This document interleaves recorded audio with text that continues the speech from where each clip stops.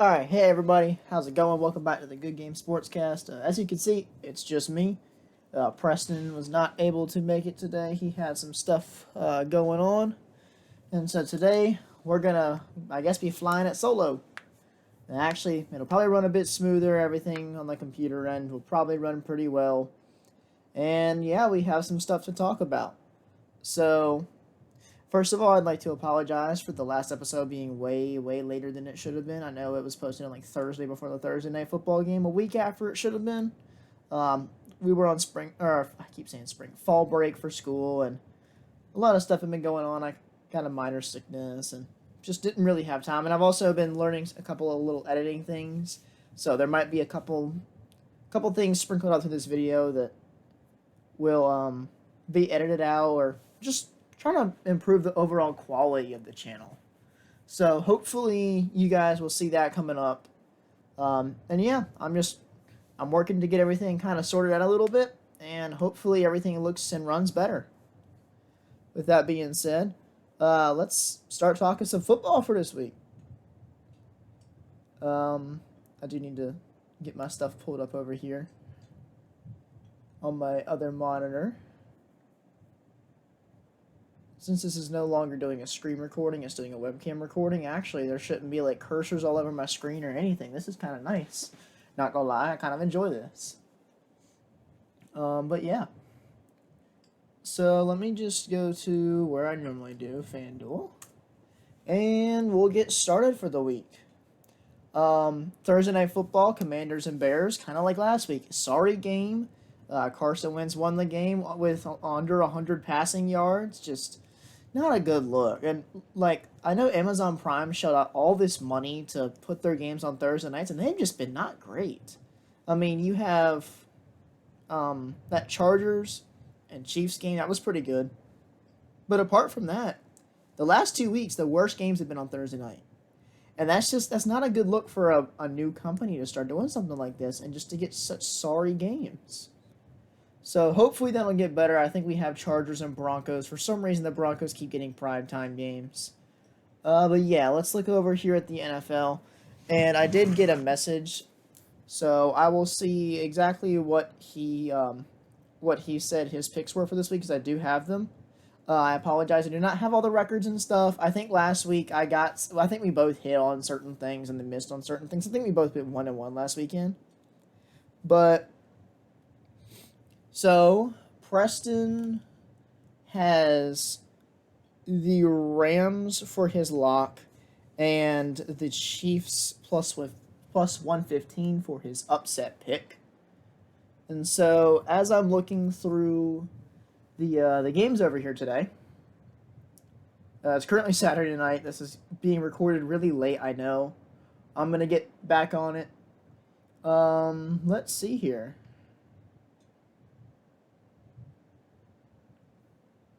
So we got Tampa Bay. I can't remember who I've used already. I think I used Tampa Bay against Atlanta. So I don't think I can use them. Jacksonville and Indianapolis. Cincinnati, New Orleans, Green Bay, and the Jets. Patriots and Browns, Vikings and Dolphins. Ravens and Giants. San Fran, Atlanta, Carolina, Los Angeles, Arizona, Seattle, Buffalo, Kansas City. That's going to be a great game. Dallas, Philadelphia is going to be a great game. Then Chargers and Broncos will probably be a good game too, hopefully. I'd love to see Russell Wilson start playing like he did back in Seattle, as opposed to this Russell Wilson we've had in Denver that has kind of just been a bit lackluster. Not going to lie, I think Geno Smith is outplaying him. We'll get to that later. So, as I'm scrolling through here, I cannot use the Rams as my pick. I can't remember in detail who all I've used already, but I have a good idea of who I've used.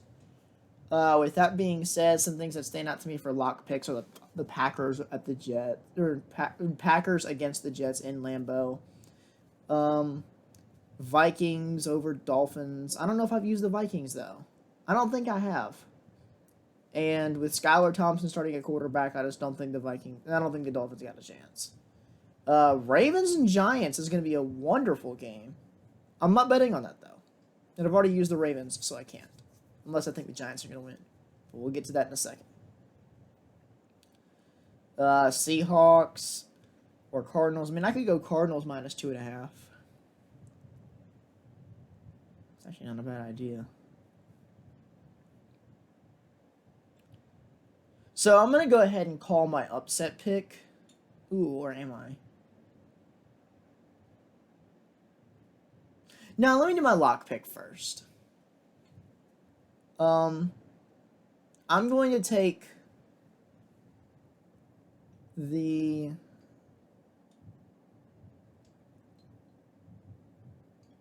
I'm going to take the Minnesota Vikings at the Miami Dolphins minus 3. I think Minnesota is just vastly going to beat them. Even though Miami's a great team, they've got Skylar Thompson at their starting quarterback spot. And for my upset, here we go. So Preston chose the Chiefs at plus 120, probably a pretty safe upset pick. I've got the Dallas Cowboys going into Philadelphia and beating the previously unbeaten Eagles at plus 235. I will have to, you know what, I'm even going to send this over right now over his way.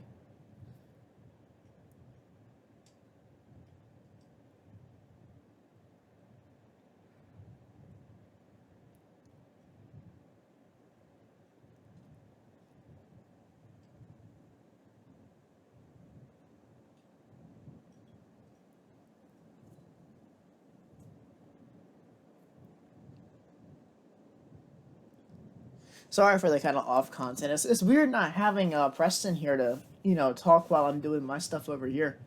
But hopefully I can just, edit some of that stuff out and it's not as long of a pause and wait and I can just cut it out. That's what I'd like to be able to do. We had some college games going on today. If you're a Tennessee Volunteers fan, you had a wonderful day as Alabama missed a field goal with about 50-ish seconds left, maybe even less. Actually, I think it was less. I think it was like 25.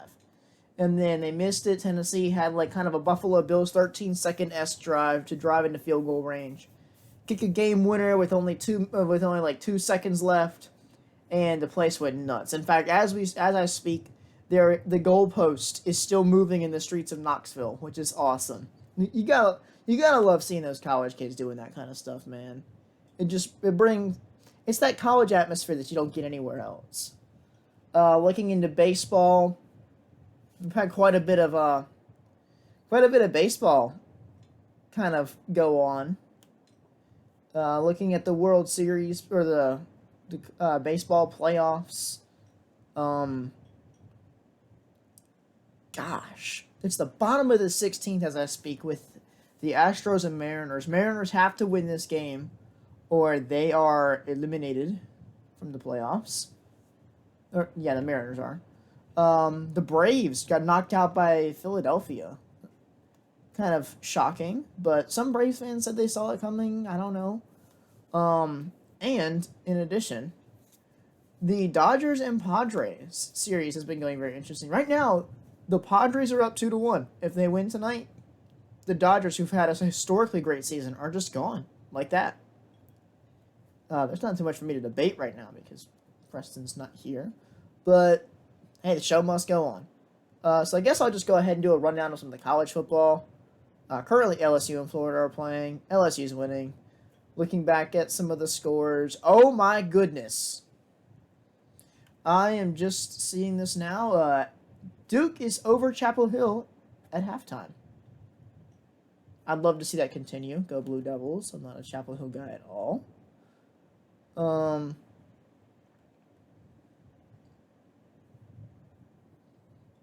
But yeah, we've had, I think TCU and Oklahoma State played.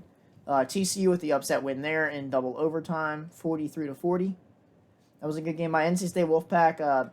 Heartbreaking news to hear. Devin Leary is sidelined for the rest of the season with while undergoing pectoral surgery. And that's not what you want to see for your starting quarterback, but prayers up to the guy. Odds are he'll probably declare for the draft after this season's over in April. And he will hopefully bring some promise to an NFL team. I think him getting hurt and then him not having the greatest of seasons this season probably hurt his draft stock more than you would have liked because he was seen as like a potential Heisman candidate going in. But he'll land somewhere. And speaking of Heisman candidates, Bryce Young threw for 455 today, I think, and like 2 or 3 touchdowns. But I don't think he's the front runner for Heisman. In fact, I think the front runner for Heisman, and this might be recency bias, but you look at it the whole season, and I'm looking at it now on FanDuel. Hendon Hooker for the Tennessee Volunteers has only committed 1 turnover the entire season, and it was a pick against Alabama today. But other than that, he's been playing turnover-free ball, lighting up the scoreboards, getting a whole bunch of points. And Tennessee's unbeaten. And so Bryce Young's odds dropped to 2,000 after today. Currently, C.J. Stroud still is in the lead for Heisman at plus 100. But I'm looking at guys like Hendon Hooker and Caleb Williams to make a push for it. If you keep going down, I mean, once you get past like 5 or 6, there's not much of a chance. Even Drake May is in there, which I find kind of interesting. Jackson Dart, Stetson Bennett, DJ. I'm not even gonna try to pronounce his last name. DJU from Clemson. But yeah, looking at the national championship odds right now. Wow. Okay, so right now the favorite is Ohio State at 170, Georgia at 190, Alabama at 450, and then it goes up to into the higher range. Clemson at 1,200, USC at 1,800, Michigan at 1,800, and Tennessee at 2,000. After that, those are kind of the realistic odds here. Don't be sleeping on Tennessee now. They're at plus 2,000. That might be a good bet to take. Peyton Manning was there today. It's pretty cool to see him lead Rocky Top. That was pretty cool to watch him and Pat McAfee do it. Pat McAfee's so great. But yeah, that was a crazy game, man. I know I keep going back to it, but every time Alabama loses, it's definitely like a big point of emphasis because it just doesn't happen. Nick Saban has been such a great coach for them, and they always get like one of the best, if not the best, recruiting classes every year. And so seeing them fall to somebody, and it's always close too. Alabama never gets their pants kicked in by anybody.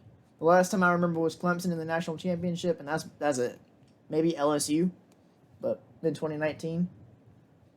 But yeah, let's start looking at some other stuff here. NHL hockey season has started up. Hurricanes are 2-0, just won last night in San Jose. Great win. Burns looking good. Marty Necas is our leading scorer right now, which is very interesting. That's not the guy you would expect.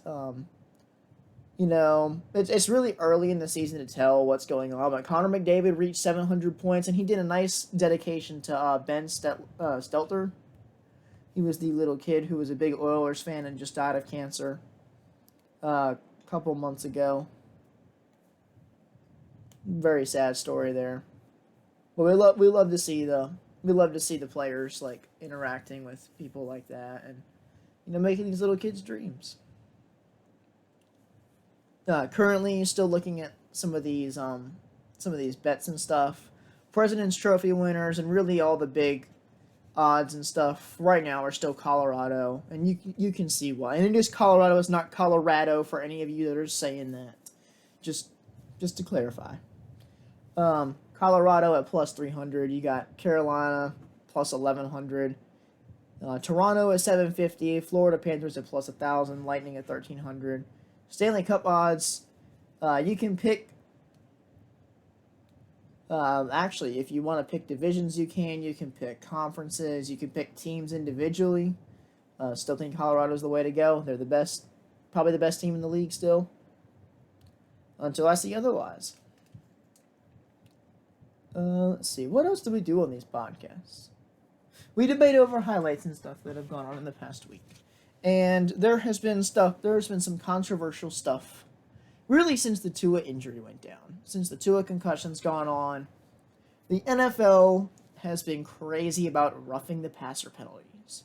And in years past, we've had problems with pass interferences and refs taking over games doing that. But I don't think we've ever had it to this extent. Chris Jones and Grady Jarrett are probably the two examples that everyone's been throwing around this week, and I can see exactly why. Grady Jarrett, now people have been saying that this play lost the Falcons the game, and that's just not true. The Falcons were in the game at the end of it when they shouldn't have been really, because Tampa had a stranglehold on that game from the beginning, but they had a chance. Now, a chance is not an automatic win, and they would have had to get the ball back, march down, and score. But that penalty did certainly kill pretty much any chance they had. And then the Chris Jones one, I feel like is a little less, not to say it's less impactful, but it didn't have as much of an impact on the grand result because the Chiefs still won that game. But Chris Jones literally got a roughing the passer call on a play where he had the ball. Like, he was in the possession of the ball and still got called for roughing the passer. And I can see where this is coming from because the NFLPA and a lot of these players were getting all, like, upset and, like, kind of critical of the NFL's concussion policy. And so they're starting to enforce these, like, tighter roughing the passer penalties for hits that really should not be roughing the passer. And so I think over the coming weeks, we'll probably see that kind of shift, like, back and forth between what is a penalty and what isn't, kind of like pass interference. Hopefully, I hope they find some, like, concrete definition of what is roughing the passer, because you hate to see these kind of penalties kill games. Like, football is meant to be played by the players. And what I mean by that is you don't want to see the outcome of a game decided by one singular penalty call, especially one as controversial as that. Like, there was a game earlier in the season between Florida State and LSU where a player just flat out dove with his helmet at somebody and got called targeting. That would be a roughing the passer. But you don't want to see something like these soft sacks where it's literally just a defensive tackle or sacking the quarterback. You don't want to see that stuff be called roughing the passer unless it's like forcible contact, and that just hasn't been the case the last couple weeks, especially this week. So that's definitely something that's been going on. But I feel like ref ball is definitely becoming a big thing again this season, and it always has been. I mean, it's not the thing you want to see happen in sports, but refs are a part of the game. And penalty calls, I mean, you look at the Saints, they've been destroyed by penalty calls over the last couple of years, or even non-calls. Looking at that NFC Championship game against the Rams.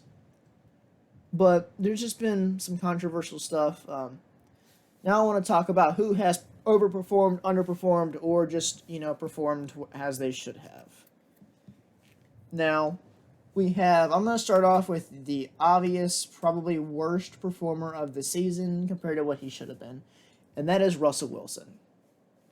Russell Wilson, over his career, has been, I guess it's coming out now that he has not been, like, all loved by all of his teammates as it has seemed the last, 10 years with Seattle. But you see these things coming out now from other players. And it's like, he wasn't held accountable by Pete Carroll. I mean, I know Richard Sherman and Marshawn Lynch and KJ and all of them had mentioned it. And you look back on it, and I want to know what the state of the Denver Broncos are right now, because they are down Javonte Williams for the season, maybe even more. I mean, he tore multiple things in his knees. And so, of course, you don't want to see that. Prayers up for him. Hope he gets healthy soon. And it doesn't keep him out more than a season. But the Broncos' red zone offense has been historically horrible. And I know that can be sometimes, like, using the word literally can be taken out of context. But, like, their red zone offense cannot score points. If I was an opponent of the Broncos, I would feel more comfortable with him inside my 20-yard line than outside of my 20-yard line, and that is not good. And so they got to figure it out. Again, it's a first-year head coach with a quarterback who's on a new team for the first time in his NFL career, other than starting out. But it's just not good. And then you look at the contrary, and this also kind of makes Russ look a little bit worse, is how great Geno Smith has been playing. I mean, he has been overperforming what everybody said this season, and it's kind of mind-boggling to me.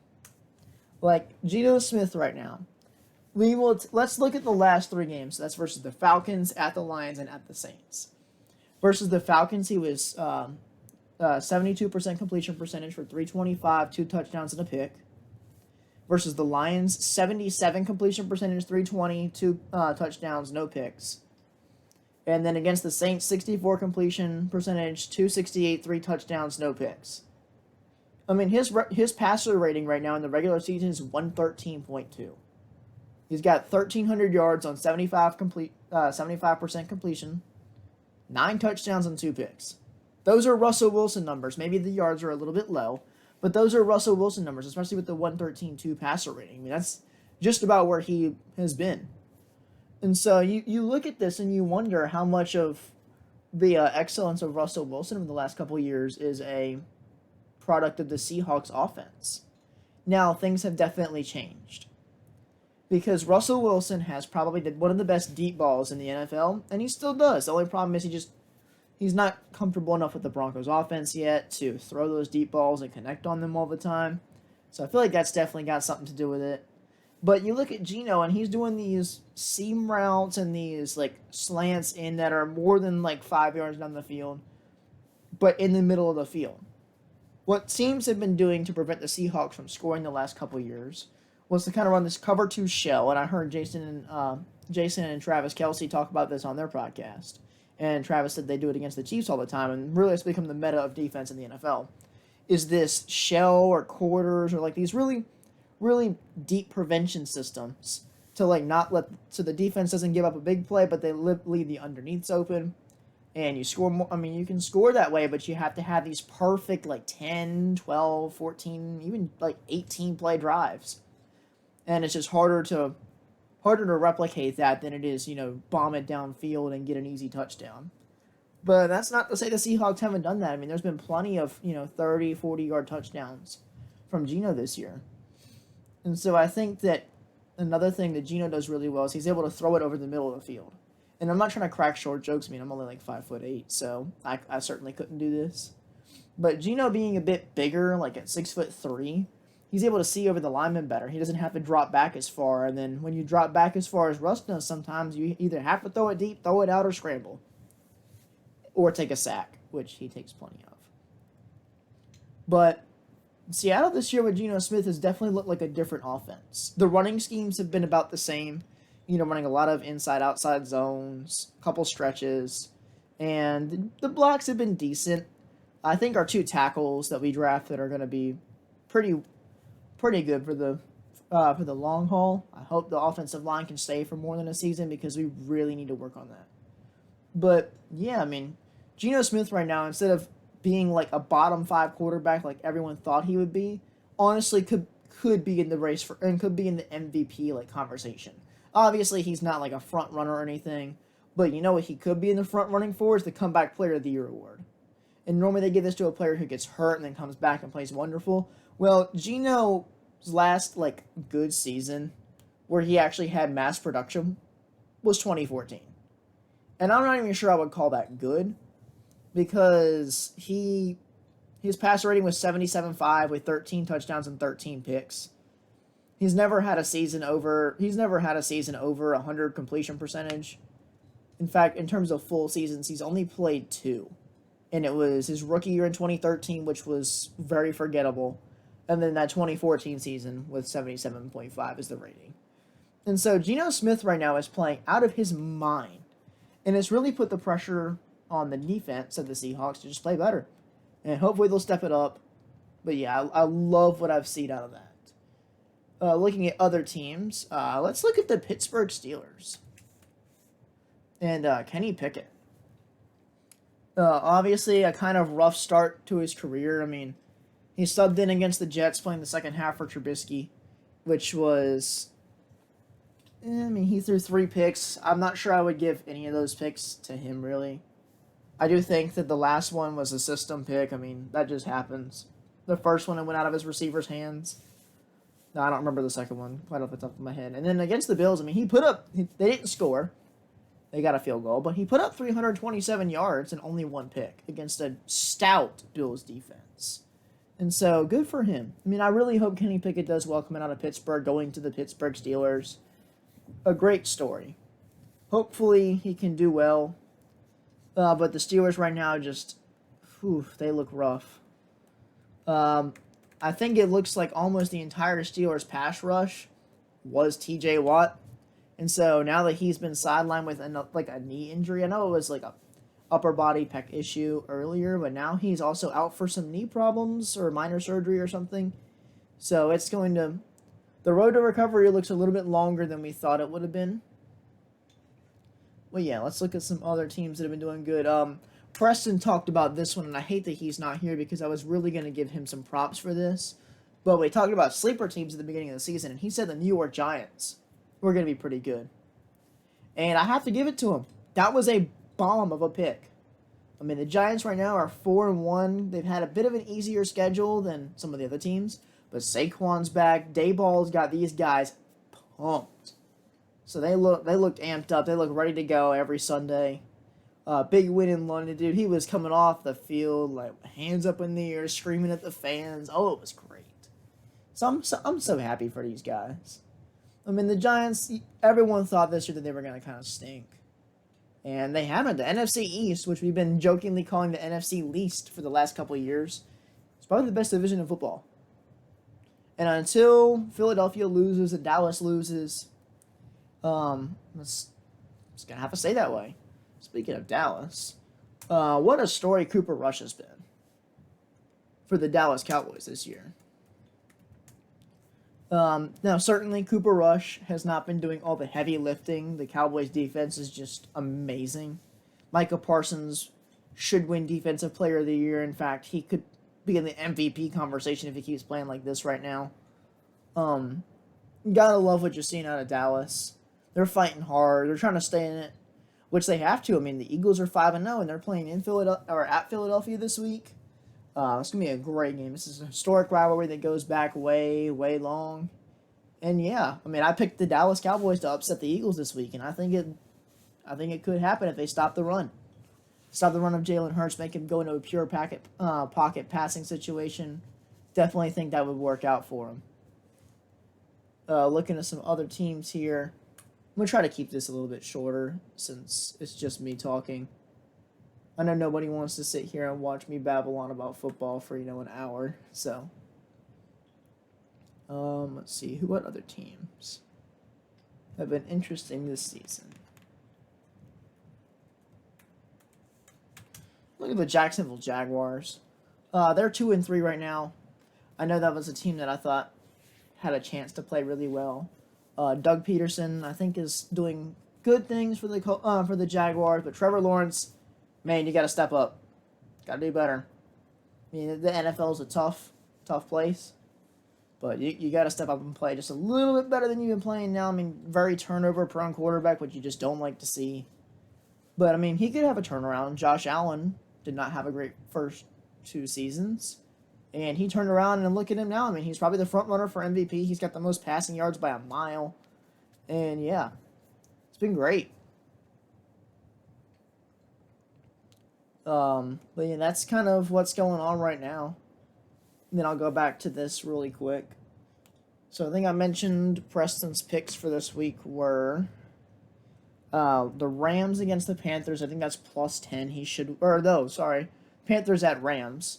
That'll be +10. And then Kansas City at home. This is the first time Kansas City has been an underdog at home in the Patrick Mahomes era, which is that's impressive. But yeah, they're 2.5-point underdogs against the juggernaut Buffalo Bills. Anyways, thanks for joining, y'all. I hope you enjoyed this super short little mini podcast episode, I guess you could call it. I'm going to try to do better about getting these, more consistent, making sure Preston's here, and overall just bring the video quality up. So yeah, thanks for watching, guys. Stay tuned for more videos. I got a new series coming out on Tuesdays. First 2 episodes dropping Tuesday. I'm going to try to get a little more content sprinkled in here and there. Join the Discord. It'll be in the description or in the comments or somewhere down below so you can see it. And yeah, hope you guys have enjoyed it. Stay tuned, and until next time.